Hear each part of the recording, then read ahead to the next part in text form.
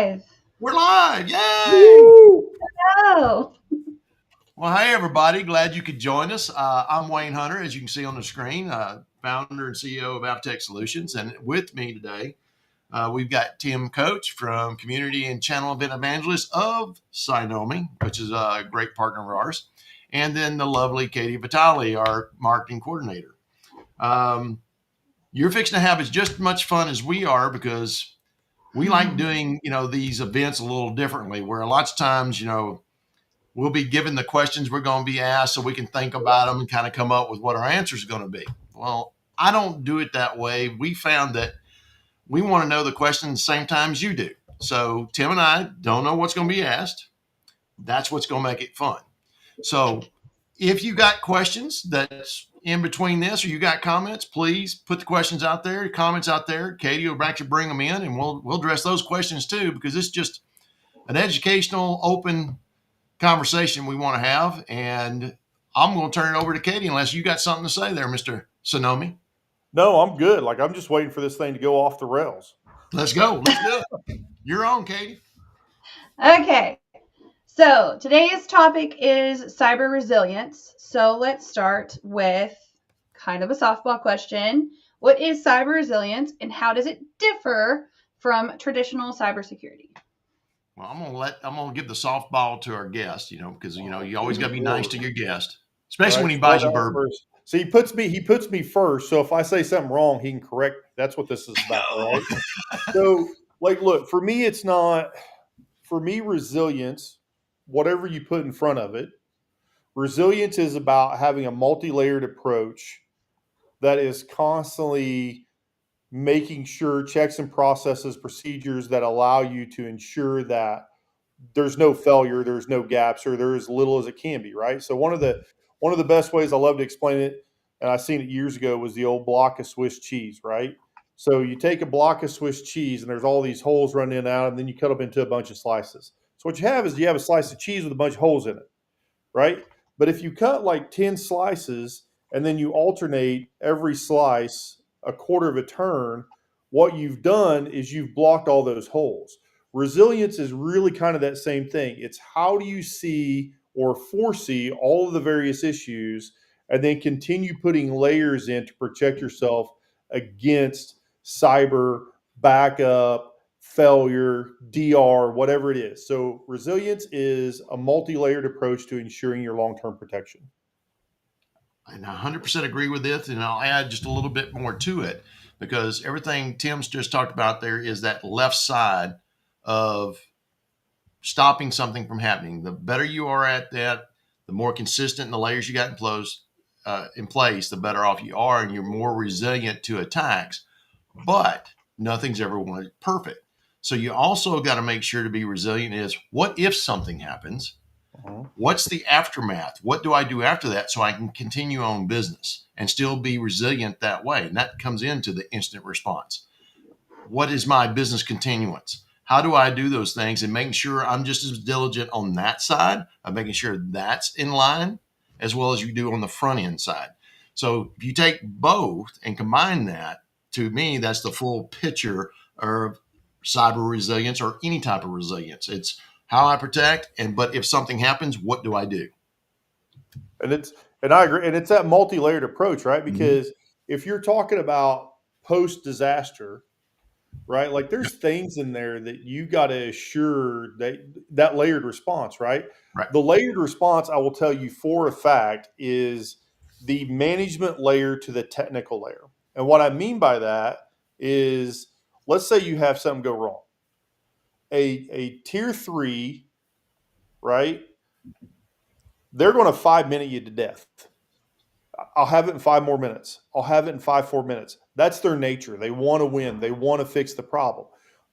What happens at that management layer is you got to be able to give them a certain amount of time to let them do their job. And then at the management level, you got to say, this is our hard stop. You can't have any more 5 minutes.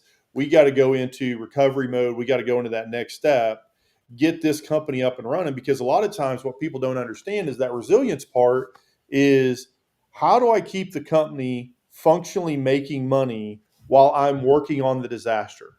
So the layer approach goes on both sides, because if you don't have the management step, if you don't have the software steps, the hardware solutions in there, I mean, I know it's probably not as popular back in my MSP days. We always had a couple firewalls in the back, an extra server, whatever the scenario is.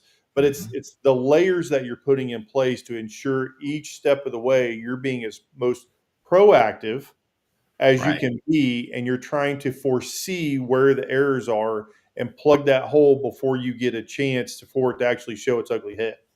Mhm. Very good. How's that? Is that Great. good? That was good. So, Okay. Hey, why like should I'm business ready to owners be done. I mean, that's like it doesn't get any better. Like that's succeed? I think you knocked that one out of the park, guys. So, A plus, and we're not off the rails yet. So, Hmm. looking up for me. Not promising. Okay. Yeah.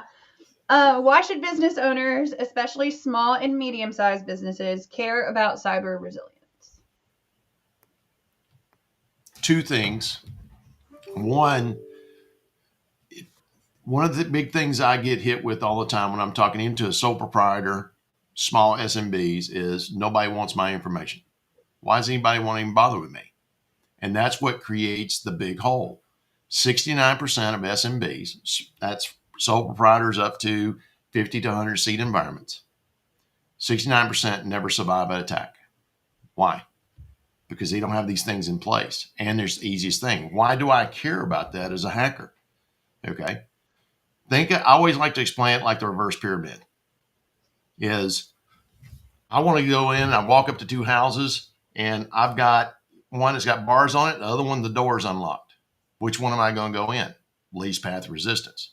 So if I get in that small one and I get 3 customers from you, names and their information, I'm going to try to get something out of you, but now I'm going to go to those 3. If I get 3 from each of those, now I've got 9 from there added to the 3 I already got and keep rolling. Sooner or later, with 6 degrees of separation, I'm going to be to the big boys. Okay. And I'm going through what's the biggest issue today is the B2B, what's your supply chain. That's that way. So I look at the little guys. You're my number one target if I'm the hacker to start with, because you put the least things in. So from your perspective, your business, protecting your business is the first step because they are looking at it. The second thing is, depending on what your industry is, there is actual today, and it's changed just recently over the last couple of years. It went to there's some standards that put out there were loosely worded to now they're very defined and they have civil and criminal penalties attached to them. So if you're in the finance market, which I work a lot in banks, CPA, lawyer firms, anything that handles client interfacing stuff and in those type of industries, there's very strict layouts from a compliance standpoint, state and federal, that says you must have this in place. If not, you're liable. Okay. Me as an MSP, if I don't honor that, I have shared responsibility, shared liability along with that. So if I don't make sure you protect yourself, I'm putting myself at a jeopardy point. So why should you care? One, to protect your business, protect your livelihood, protect your employees, but also protect yourself against what's actually set out there. The big change in December is the new laws in HIPAA, which started all this stuff on the wrong place, however many years ago. They put this out there, but never did anything with it. Now, what just got rewritten on December 27th of 24, it's detailed. It's got teeth. So that's why you should care. I don't know what you would say to that, but that's how I approach those things. I would go at it from a point of you should care enough not to care. Now, if that don't make sense, let's dig into it a little bit, right? Let's be honest, especially in the SMB world, people do not have the resources to have someone in house working on their cyber security, their cyber. They don't have help desk people, right? It's usually somebody's son or grandson or somebody that's doing this, right? So one of the things that I think SMBs miss out on, or even larger companies, right? You go mid level, you could even go enterprise if you wanted to. They miss out on ad hoc resources. right? Like to me, the primary goal of the MSP is that, like, yeah, you can go out and hire someone for 40 to 60 grand a year, depending on where you live. Maybe that's a little bit low to come in and do your insurance. But the reality, or do your insurance, do your technical work, right? Do IT. The reality of that person is their depth of knowledge is only so deep, right? Yes. The other problem is they what are they going to do when they go on vacation, right? We used to call it peak and miss. What if you walk out and get hit by a bus? What are you Yep. doing then? Whereas when you go to an MSP or an MSSP or whatever flavor of letters you want to put together today, it's they have a deep bench. So you don't get a single help desk person. You get 3 or 5 or 10. They have tier twos, they have tier threes. The depth of knowledge is much deeper. And typically in that world, what you see is you see that they already have people built into that company providing the security piece of it, a little bit of that CIO, CISO, those programs to help move them along. So what you're doing is really for about the price of an employee, and that's a weighted employee, is you're getting a full-blown department that's allowing you to do all of this. So when I say you need to care enough that you don't care means you need to go out and find a partner, right? An MSP, MSSP, whatever alphabets we're putting together. You need to go find a partner that provides these service, has the depth and bench, has the knowledge that you don't have. Because one of the things we always say is, the clients don't care about your stack, right? They want this to be a light switch. They want it to be a utility. You come in, you turn it on, it works. You turn it off, it doesn't work, that kind of a thing. So the reality of it is if I walk into a pediatrician, they don't care about what brand names on the hardware. They don't care about what software you're using. Those people want to take care of babies. That's what they want to do. So they need to care enough about taking care of those babies that they're finding the right companies to partner with, the MSPs, the Avtechs of the world, that allow them not to care because the relationship is that B2B relationship, owner to owner, saying, I've got you taken care of because this is what I do. You may be able to open a baby and take care of the inner workings of a baby, but you don't know how to plug in a firewall. That's my world, right? Let me handle my world, you handle your world, and I'll make sure you have the information that you know you're taken care of to the Mhm. point that you don't have to worry about it. Yep. I feel like I was just in a sermon, a cyber resilience. Well, we warned you. Preach, You're Tim. asking the questions. We're just popping I off. know. I didn't think that was question two. I didn't think we would get that deep already. But okay. I'm gonna skip ahead a little bit. Jeez. No, this is Okay. fun.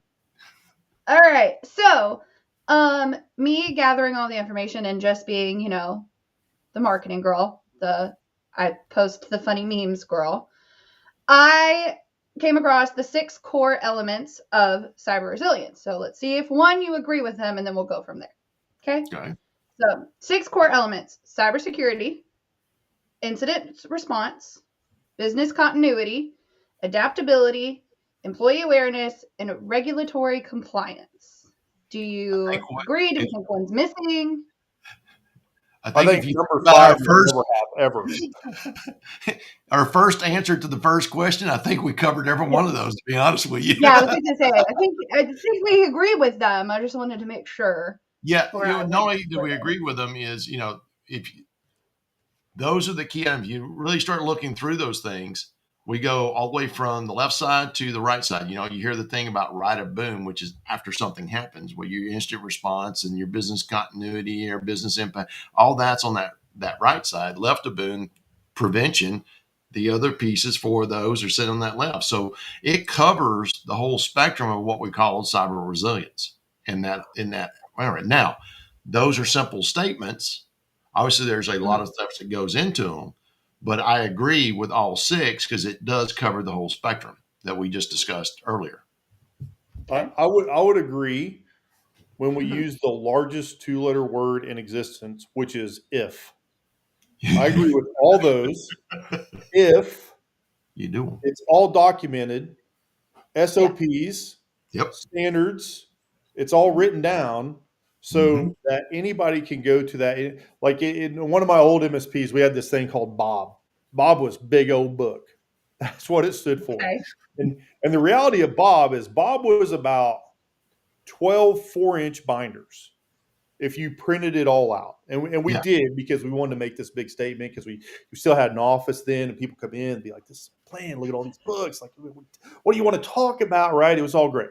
But the reality of it is at any given point, I could take Bob and account for about 90% of every action needed to be taken. So if those are the 6 steps, I'm great with the 6 steps. If you have them documented and you know when to enact them, right? And you don't let anybody go off key because when you got somebody going off kilter, right, then you don't know what they're doing. So you don't know where you're going to fix it 6 months down the road or if they leave or whatever the scenario is. So, And the important part about that, and I 100% agree with what you're saying there, Tim, because the important part of that is one of those items is when you talk about the regulatory. Well, we deal, in a lot of our environments, we deal with auditors and they come in and audit. We help people get ready for audits by doing our compliance readiness program, compliance as a service. So, what's the biggest thing about that? That's documenting all the things he just talked about, making sure the standard procedures there, documentation, policies, corporate policy, all that. Now, the interesting part is a lot of people will go, "Hey, I went and got my template. I got to fill it, put it up there." And then we're over here and we got our process to how we do things. Yeah, there's a lot of people who will have those, but does all three of those things line up? And then that's where people get in trouble is because they'll take and I'm going to satisfy. Yeah, I got a possibility. I got over here. Then I got how I'm going to install. I got this over here. And I got this over here. But everybody doesn't see them and they don't relate. So when something does happen or an auditor comes in and says, okay, you got the policy, show me you how to do that. And you go do it and it's totally different what you got documented. That's a ding. and you got to know how that process is out, right? Yeah. So one of the companies I used to do work for is they made a specific widget for a specific attack helicopter of Tell someone's military. me the story. They were required per their regulations to have everything printed out. The problem is if they lost one page, and we're talking cabinets full of crap. If they lost one page, it was a $10,000 fine. Every page was printed double sided. So it's 20 grand a page. So part of that process was to ensure that everything that was printed out was also properly secured with only limited access to that environment. Because the minute you lose, it doesn't take long to lose a lot of money really quick. So it's when you're looking at these frameworks, it's not just the technical widgets, it's the data, how you store the data, where you report the data, the whole 9 yards. Yep. Okay. All right. So y'all kind of talked a bit about, all 6, yes, but if they're documented, if, say, a business owner is not prioritized this and is not really thought about being cyber resilient in all 6 things and combining 6 things, what should they prioritize first? Oh, great question. So of the 6, which should they do? If I'm going to look at it from I look at it from the perspective, let me lock my door. When I get out of the car, what's the first thing I need to do? I need to lock that door before I think about anything else. So one, get your tactical, what I call the tactical side of it. There's tactical and there's strategy. Tactical side is let me secure my environment first. If I got that, then I can turn around and say, okay, I went and secured my environment. Now is that documented on how I did it and start building from there. You can't try to get it all done at one time. So my first step is secure it, put the lock on, get that done. Then start doing the education and research about what is it that I don't have in place that allows me to replicate what I'm doing here, document it and prove it. So as I bring people in the company, they understand the environment, the culture, the processes in place. But if you try to document, then go do, everybody I see that tries to document it, then go secure it, it never works because you can't see all the holes. So I always say, tactically, go secure, lock that door, then start figuring out the next step, the next step, the next step. That's how And I approach it. that 100% agree with that. The problem when doing that tends to be the owners, right? Yes, I Or agree. the executives. Well, I need access to everything. No, you don't. You tell me why you need access to a SQL database. You don't even know how to spell SQL, right? So it's, there used to be a thing we talked about all the time, and it seems like a phrase that's kind of gone out of context, which is the law of least accessibility, right? Yep. You like Least privilege, as they call it. what's that? Least privilege. Least privilege. So what you need to have is you as the owner, you or the C-suite or whatever you want to call it, you got to have somebody trusted within your organization. Whether if you're not the large organization, maybe it's your tier three, right? If you're a large organization, maybe it's your CTO or your CISO or your CIO or your CTO, right? The first thing you got to do, lock it all down, take away everybody's rights and privileges. Because most people have enough privileges and rights that they don't even understand what they have access to. And it's hard and it's painful and nobody likes it. But then it's like, hey, Tim, I need access to XYZ. Okay, why do you need access to that? Well, I just want to know that you don't get just to see, or maybe I just give you viewable, right? Something along those lines.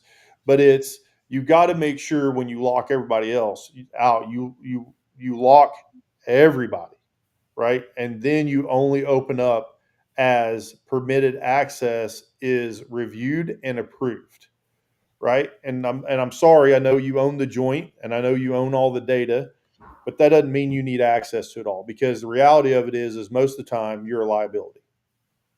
And I'm a big proponent of practice what you preach, as I say. Okay. And, when you run an MSP, and I've been running a company for this one for 21 years, that was one of the things as we started to grow was, why do I have administrative access to our platforms, our hosting platforms, and all that? I don't need that. I shouldn't have it. And the other way I view of it is that's a role, whatever role that needs that has it. And it's my job to set the guidelines to how we run. And if I keep people within the guidelines, the white lines, they may do it a little different from me, but is the outcome where it needs to be? So once I looked at that, that was one thing. But the other thing you got to look at it is me as the owner. If someone infiltrates my account and I got access to everything, it doesn't matter about any of the rest of my employees or anything else. I've just got that. And that's a primary target. That's the reason why small businesses are targeted so much, because you have local admin access, because you got administrative access and all that. That's why. Because once I got yours, I got everything. So setting that least privilege is doing that. Plus, when you go back to the industry guidelines, that's the biggest change for HIPAA. Whereas HIPAA didn't have any of that stuff in there. It was really superficial. If you go read what actually in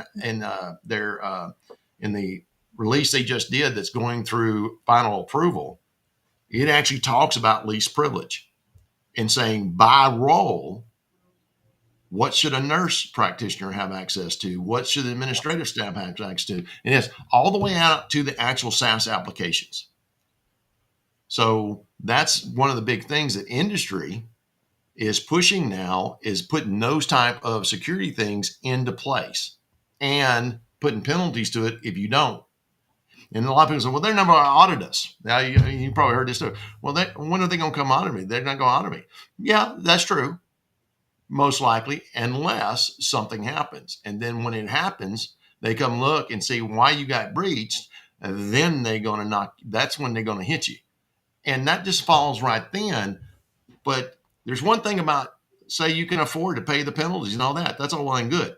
But can you afford the reputation loss of, I didn't protect my client's data? That's the number one killer right there. Even if you can recover, but once you report that you didn't do what was appropriate to protect the client's information, what are they going to do? They're going to go somebody else. So it's not just the hacker's cost, it's the reputation loss. That's one of the big ones why a lot of the business never open their doors again. So putting this, looking at those things and making that change, look at what you're doing, putting that least privilege in is really crucial. I ain't saying it's hard, easy, but it's one of those necessary things you need to do. Well, and I would always take it so far as well. I'm a firm believer you should not have an admin account. I Like there agree. should if I log into someone's, forgive my dated information, if I log into someone's Active Directory or their company profile or whatever it is, there is no way on earth I should see admin on any of those account names, right? Because if I'm a hacker and I'm getting in, what's the first thing I'm going to do? I'm going to look for anything with admin. I'm not That's going to right. look for Joe Smith.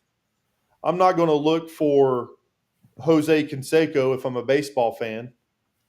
There's ways to do these admin accounts where you take away just the simplest little thing. Because I'm telling you, the first thing I'm going to look for anytime, what's our first thing that we do when we look at a new client, right? We go in, we run all these scans, we do these assessments, and then we start looking through, and then we start pickpocketing and start, pointing out where all the things. The first thing I do is I look at all the admin access accounts, right? And it's like if I log into some place and I've taken that first scan and they've got 15 different admin accounts that are named admin, that's 15 places of vulnerability. Yep. And 100%. you don't need it. You just have to be proactive enough to start today, right? Now, that doesn't mean you can't plan it out. What that means is every day you put that work off, you're taking a risk. Is it a giant PETA? We called it a PETA, right? You get a PETA charge if you're a really crappy client, right? That stands for pain in the ass. We're going to mark you up 20%. But, um, but, but the problem is if changing all those admin accounts is a large PETA overhaul, those accounts are at risk. So you figure out how you do it. You do 3 or 5 a week, whatever the scenario is. And then you make sure that your team is on high alert. Hey, I'm doing ABC Block Company this week. I'm going through moving everything. I've done all the research. I've done everything I need to do. I'm making the change at 8 a.m. on a Friday. Now, why am I doing it at 8 a.m. on a Friday? One, your work staff's usually down on Friday. They're not doing as much as they should be. We all know that because we all don't do as much as we should on Fridays, right? But then it's like if I do it during the day and I'm monitoring, then I'll start getting fed information through the help desk that says, "Hey, Wayne doesn't have access to this dashboard." Which, oh, okay, well I can go in there. Now I'm managing the exception. It's no longer the rule, right? You trust. Don't do it to all your clients on a Monday morning. You just might as well No. shut the doors, right? That's But one of the specifically things. do it today, not tomorrow. Yeah, and what we're talking about there, just to give everybody an idea what we're talking about, because when you say move admin, so well, what you got to update software, and I got to have admin privilege to do that. Yes, but it's basically what you call privilege access management, and there's actually tools that we put in place that learns the software what is and generates policy for it, and what users can and can't do it. And when you go do it, it looks as doing that, and it'll actually elevate that, let you do it, but it only does it for that one process. And it keeps it from where a hacker can't intercept that because what it's done and how it's doing that. So you still have the ability to do what you need to do, but we're controlling how it's done to limit access by a hacker being able to get an administrative password. So cybersecurity insurance, if you got local admin, well, your insurance rate's going to go up because that's a no-no.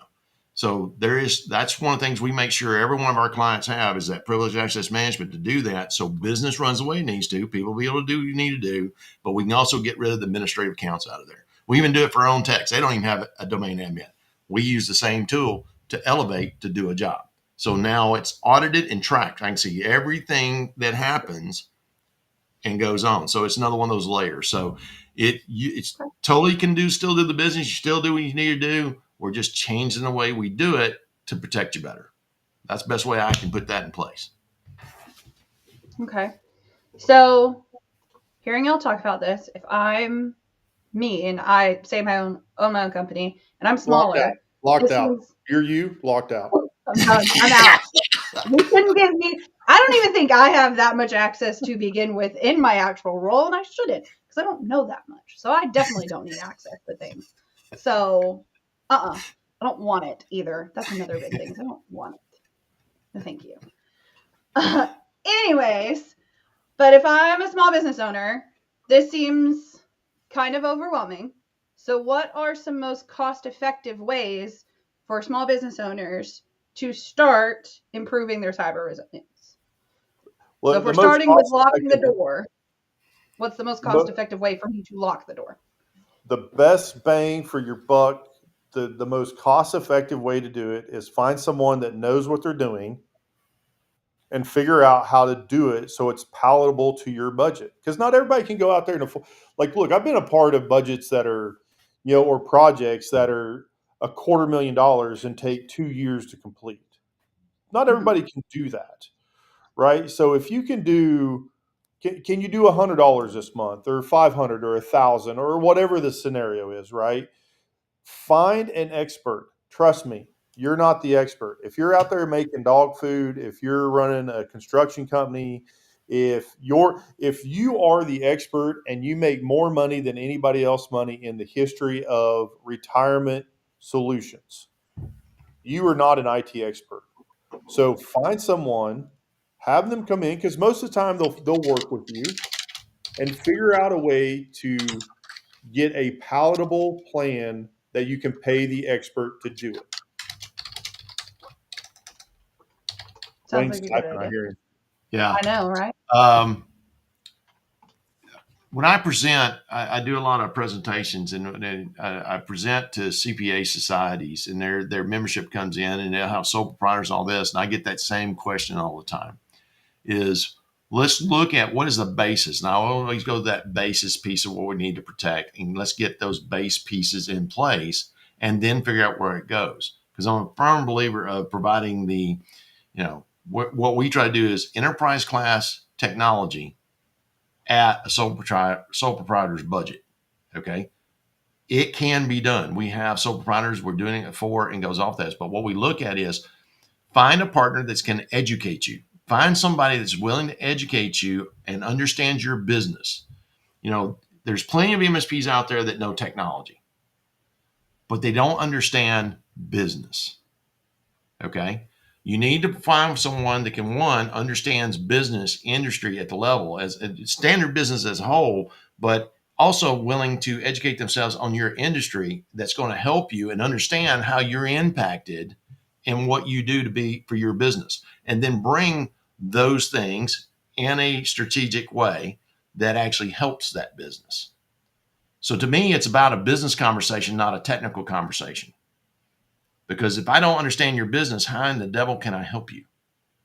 That's my job, is to understand that. So find folks that's willing to sit down and have a educational discussion to learn your business and understand how to help you with that makes sense for you. To me, that's the most crucial role. That's what I believe in how you should do it.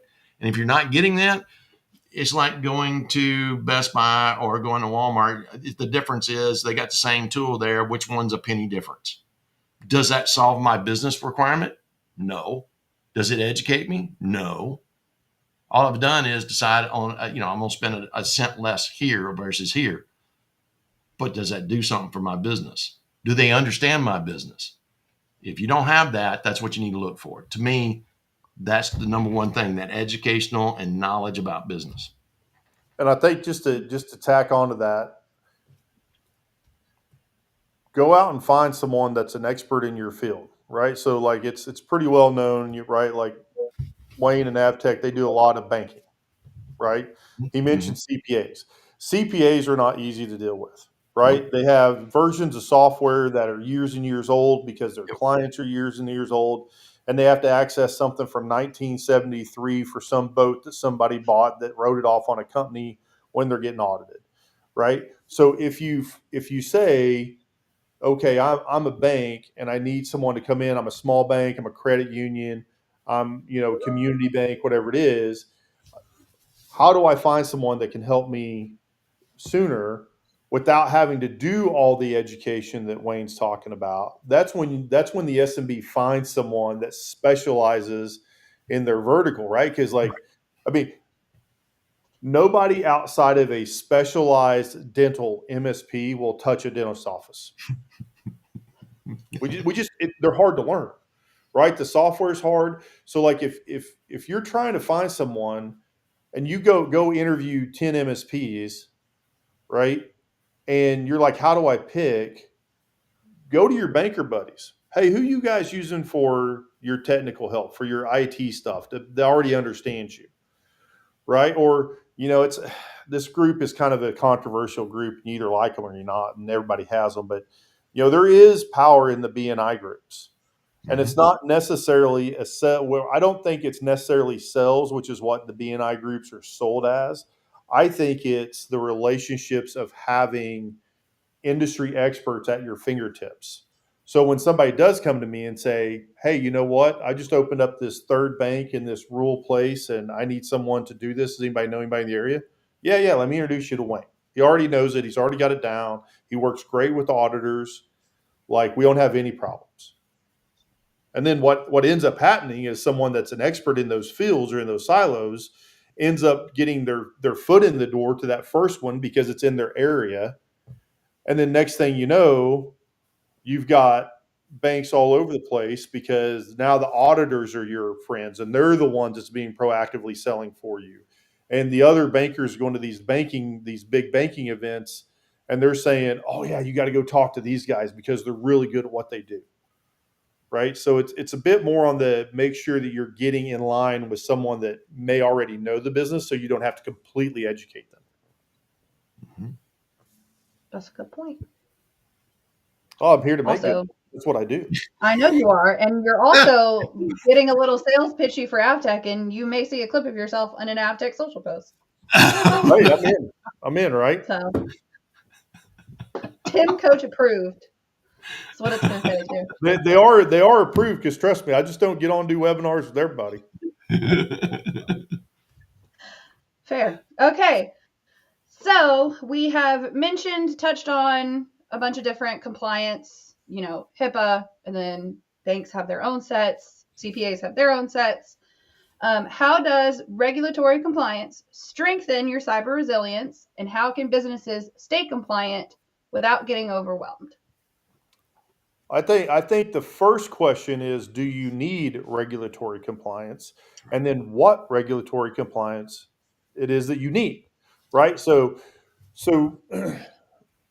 between Wayne and I, we got a little bit of gray, right? Some of us kept a little bit more hair than the other one, but we've been around a minute, right? So when you keep the relationship about knowing the business and understanding the business and where do they set, it's you got to understand what framework or compliances they fall into because not everybody falls in the same ones. I always think it's a really good. I think the first step you always take is what's industry best practices. Unless you're just going hardcore, like I've never done anything and I need to be CMMC2. One, God help you. Two, like there's a way to do it without getting overwhelmed. Simply saying, let me figure out what gets me to industry best practices. And then having the person be able to define to you where those best practices come from, that is a great first step because you're literally just ticking off the boxes, right? It's not necessarily low hanging fruit, but it's not the high stuff. But in the process of doing that, you will always be moving in the right direction. You're not going to do anything for industry best practices that isn't going to help you with SOC 2. You're not going to do anything at SOC 2 that's not going to help you with NIST. You're not going to do anything with NIST that's not going to help you with CMMC. So on and so forth. So if you don't want to get overwhelmed, know what regulatory compliances you need, and then start with just simple industry best practices for your industry and work your way up the ladder. I 100% agree with that. One of the things that I will say and how we approach it, because it affects every business. Now you got banking, they got, it was FFIEC and that. Now they're going straight NIST 2.0 since NIST finally split governance out and doing what you need to do there. But even with banking, you got things you have to layer on. So you got standard stuff. And then in banking, if you have to do something with the specific parts of the Federal Reserve, you got to have what's called FedLine. So yeah, you can go all the different entities. If you're doing business, you're doing business with clients in New York. You got to do New York DFS. You got the Shield Act. You got all these different things, different states. You got state, federal, all these industries. But I boil it down to, if you're going to start, what's common across everybody is cybersecurity insurance. Okay, And there's 8 to 10 specific things that you need to do for cybersecurity insurance that's going to have you prepped. It sets your framework to start your journey of being compliant. Because if you do that piece, just like Tim says, if I start there and do that, that's already set me on the road to any of these other frameworks. Because everything's in cybersecurity insurance, it's a base components of any of those frameworks. And it helps you in getting cybersecurity insurance. Insurance companies going to look, oh, you've done these things. That's going to have them look at you as a less risk, which helps you on policy and pricing on policies. Okay. So if you start there, I don't care who you are, mom and pop shop, all the way to the big enterprise. If you do that, that sets the road right. So I always tell everybody, start there because it's got the basics. It sets a best practice and you move forward there. Now, what you'll also learn is everybody say, oh, okay, well, I'm doing the compliance, I'm set. And I think there's a key thing that Tim had as part of best practice, talking about IT best practices, and there's a specific term to it depending on where you're at. And as you grow, it's something you need to have besides the actual compliance standard that you get audited to, but it's your IT strategy. And your IT strategy determines how you're deploying stuff within your environment that sets your operating procedures, and that must be in line to how you're doing your frameworks. If you do your strategy, then you're prepped and you're setting the best practices in place to move forward. So that's how we look at it. Take the cybersecurity insurance as your basis, whoever you are out there, no matter what business you're in, do that first, and that'll set you up for the others. That gets those best practices in place. And I just want to throw a caveat in here, an asterisk as we will. Just because you're compliant doesn't mean you're secure. Those are Bingo. two different things. So 100%. one is a point in time review, a test, if you will, that you're passing. But the security thing, it's and I don't need to go into it, but part of the conversation I'm having lately and part of the presentation that I give lately is there is no destination to cybersecurity. There is none. Like I can tell you, if I'm on a motorcycle trip and I'm trying to get somewhere, I'm all about the destination. How fast can I get there? Right? Cybersecurity is not. There's not a destination. You're just on a constant ride. So you have to constantly be working on your cybersecurity posture, on that journey. What are you actively doing? This is the reason why we're talking about taking, compliance as a service, security as a service, any of these like phrases you want to wrap around. This is why they're moving out of the old licensing model into the MRR model, right? Because it used to be like, if you guys remember, like we used to pay, I don't know what, $1,500, $3,000 a year for a Sonic Wall license or some crap. And that was everything it was. And then eventually it kind of came down because this is the way the cloud's taking us, right? You got to pay monthly for this stuff. So when I'm doing it once a year, it's a set it and forget it. I'll take care of it. It's like when I was a young man and I paid a bill. I would pay a bill when I got a colored piece of paper in the mail, right? That's how you knew you were about ready to get shut off back in the day. So Katie, you probably don't remember those days, but Wayne and I know. But it's one of those things that I'll pay it when I get a blue piece of paper or a pink piece of paper show up in the mail. That's when I'll pay that bill. It's not that I don't have the money. It's just my time is spent better off somewhere else. The time that you're spending doing that, the compliance piece, once you've got compliant and you're not done with security. Tomorrow's coming, next week's coming. That's the reason why the MRR is so important as we're talking about the cybersecurity journey and talking about cybersecurity postures, is that it needs to be constantly managed on a day-to-day, month-to-month. This isn't a quarterly thing. It's not a bi-yearly thing. It's not a yearly thing. This is a constant. You have to be on top of it always, and you need those experts to stay on top of it.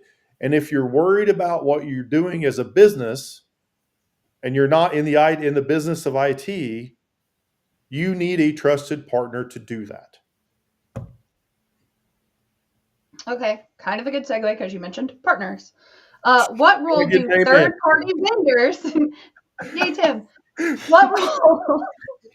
What role do third-party vendors play in an organization's cyber resilience, And how can businesses manage these risks effectively?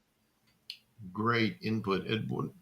In what we're doing, there's two things: is you got to get yourself, and like Tim was saying previously, you can be secure but not compliant, but you can't be compliant and be secure. You got to have that in place. But one of the things you're looking at is first take care of yourself. You got to have that in place because that sets a standard. And we start looking at third party vendors, is we're saying, hey, if you're secure, you ask that. That's one thing. But are you meeting the requirements I need you to meet? That's the important piece. So the only way you can do that is you first got to get yours set. Then, and this is one of the things we do as our clients as a service, is we set it and then we generate the actual questionnaire that meets that client's cyber posture requirements and send it to every one of the vendors, including ourselves, to have them report, are you doing these things that meet our requirements? Not just your requirements, but our requirements that we need to be met for you to do business with us, and sharing client information, vendor information. So you have to start with you to be able to define that, to then be able to determine if your vendors are protecting the information flow between you. Because right now, supply chain, vendor, B2B, whatever you want to call it, that's one of the largest attack vectors there is out there right now because that area has been neglected. Okay. Yeah, I mean, think about it. If you get access to any RMM tool, any PSA tool, any documentation tool, you name a tool, something that has mass access to like that is gold all day long for a hacker, Yep. right? So when you're talking, and let's kind of be honest about what an MSP, an MSSP, or a consultant or something like that is, right? We're kind of the general contractors of the world. Now, Yep. granted, we have a little bit more knowledge. We have people on staff that are building the foundation and the walls and so on and so forth. But we heavily depend on third parties to make us more efficient. But it's also our job and our responsibility, right? Ultimately, in Avtech's case, it's Wayne's responsibility. The weight sets on his shoulders to ensure that everyone they're doing business with meets the compliancy and the security levels Yep. that his target clients and his the silos that he's chose to be in meet those standards, because like they don't want to know about that, right? Like the banks do. The banks are like, hey, are you the third party vendors, are they SOC 2 compliant or NIST or whatever the scenario is, right? They certainly want those certifications, right? But it's our job to make sure, just like when you're building a house, it's my job to make sure that the companies that are showing up to do that work are insured properly, to make sure that I know they're doing the work. Same thing with us. If I go out and hire any vendor or bring in any third party, it's my responsibility to make sure they meet the parameters of my clients. That's the reason why when in my team, when they looked at it, I have the old saying is we practice what we preach. Okay. So I eat my own food that we put out there, is that all the tools we use for our clients, we use on our business. And if it's not good enough for my business, why would I put it into a client's business? To me, that's the first piece. When we look at technology to go protect information, that's the first thing we do, is if I won't use it on my business, and if I'm not using it on my business, then I'm not using it on my client's business, because I've got to protect myself. There's two ways. We talked earlier, right at the very beginning, I talked about shared responsibility and shared liability, right? Well, if I'm bringing a client into my environment and I'm not having them follow the same things I do about using multi-factor authentication to access tools and do that, if I'm not doing that, then I'm opening myself up to being breached through a client. I can't allow that. So that's that same thing from the client going the other way. Are those tools being protected in a method that, one, does I have cybersecurity insurance? The insurance companies vetted what I do to go off and do that. It's a partnership in that, and that shared responsibility and liability. If you take both of them looking at that, and we're doing those things, that should be in harmony to me. That's the reason why and we put it like the compliance readiness, and we talk about that. Customers need to do it. Our compliance team treats us the exact same way in going and doing that, because we have to be just as diligent about ourselves as we are about our clients. So that's something when you talk about a partnership, looking for a partner, looking at the third party, looking at all of that, it's got to be both sides working together to protect it. It can't be just one way, because you And still got a hole. it's a constant, right? I It's a mean, that's the constant. thing. Like Yeah. in any of my contracts, I never allowed a named product in my contracts. I did services. Maybe I had a name within my own companies of a Mhm. service I provided that we did internally, right? That marketing helped us come up with, right? Because they use words way better than we do, right?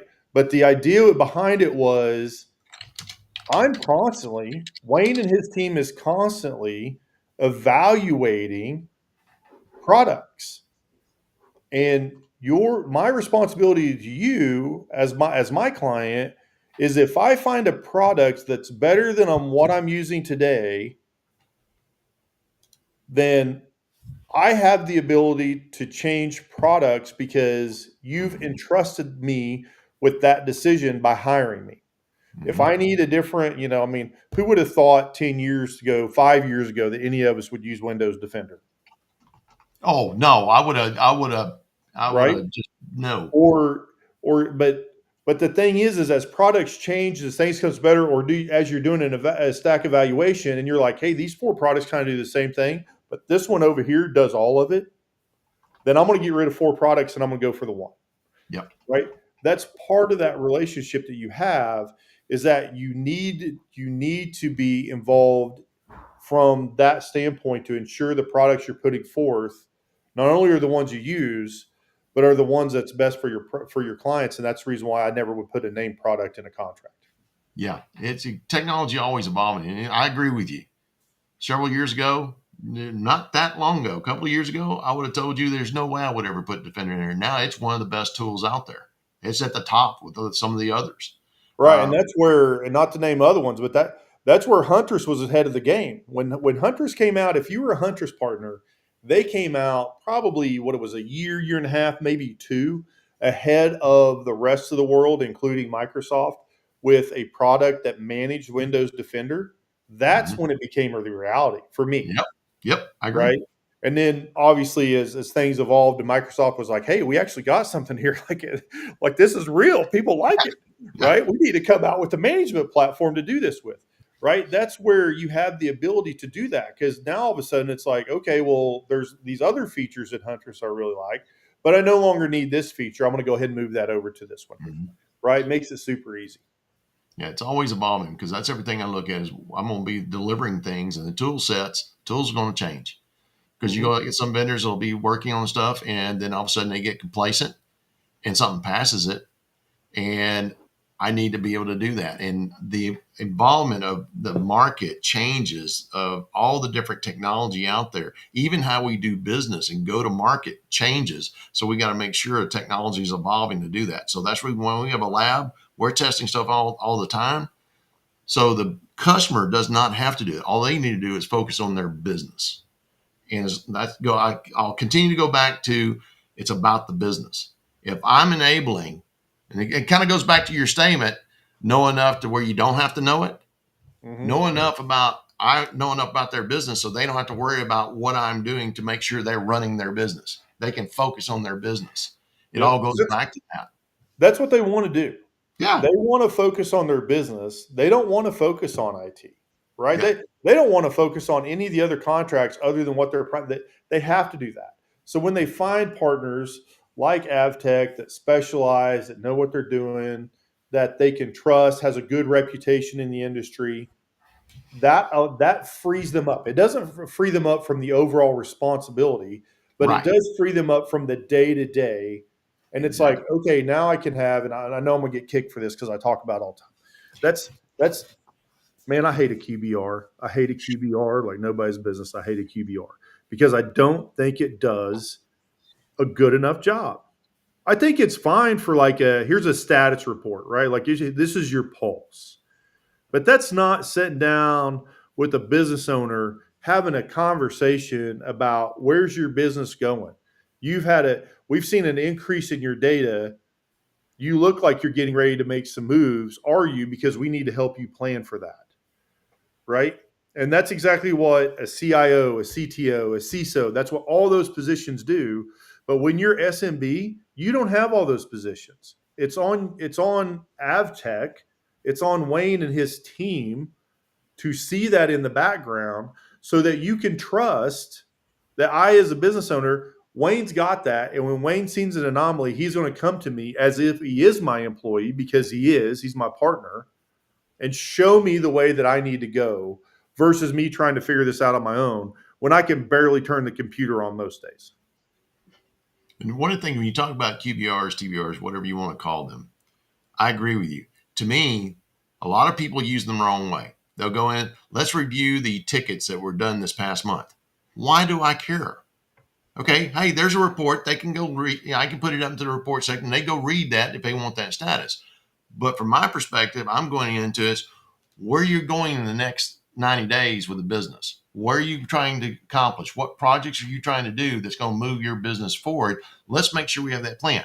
Here's the budget we laid out for this year. Here's where we're in it. We're on plan on what we're doing. Is there anything outside of this that we need to go work on? That's what a QBR to me should be. It says quarterly business review, not quarterly ticket review. Okay. What do I need to do to help you move the business forward? That's what we need to talk about. What's funny about that is I just got called out because I was kind of, I was crapping on the QBR bit. But I just got called out by a business owner. It was like, dude, like that's my jam. And I'm like, okay, explain to me what it is you do, because I've got 20 years as an MSP, both rebuilding, consulting, and doing everything you can think of. So explain to me what you're talking about a QBR. And he goes into what his QBR is. And I'm like, what do you call yourself? Like, what's your title? What's your 3 letters? And he's like, well, I'm a CIO. I'm like, but that's not a QBR. You're doing a business review. You're going more in depth. I'm not talking about, let me send you the backup report that shows you out of 8,000 backups, I missed 2. Right? And you have no way to decipher if that's good or bad. Right? You missed 2 backups on a Sunday at midnight. That's not bad. Right? Well, unless you're a 24-hour business that's saving lives, then that's a different issue. But it's like what he was talking about was much more in depth to that business review, which is what it should be. But we've fallen into the step of, let's give the technical account manager or the sales rep the QBR responsibility. And I kind of question, are they really capable of doing the business part of the QBR?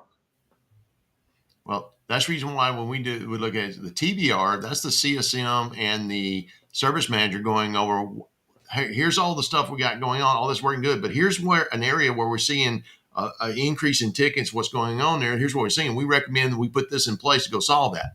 That's a TBR. That's what the CSM and the service manager should do, because that's talking about tactically making sure issues that start coming up, how do we address that with the services there?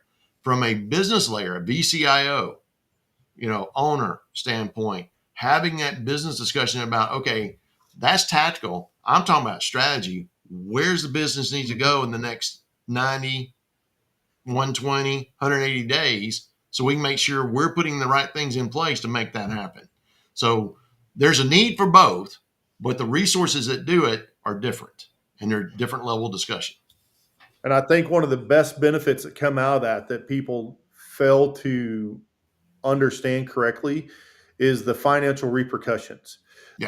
That's why I think MRR become such a great asset for the MSPs, is because now I can go to the finance guy, I can go to the CFO and say, every time you bring on a person, it's going to cost you this much.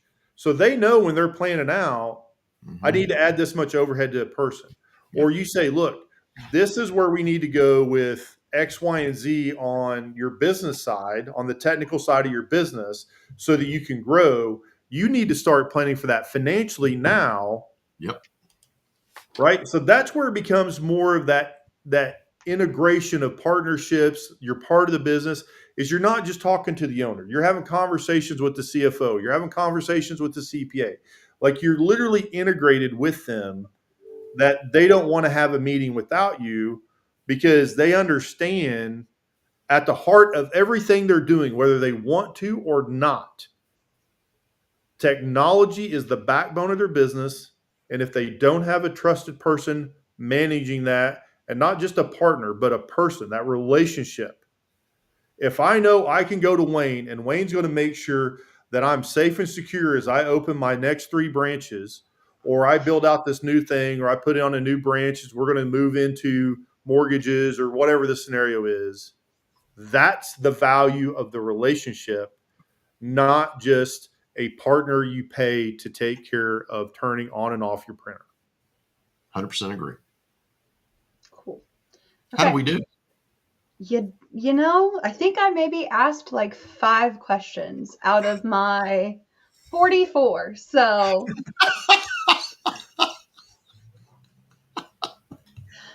I kept watching the clock and I'm like, I'm not going to get it to ask my last question. So that's fine. Okay.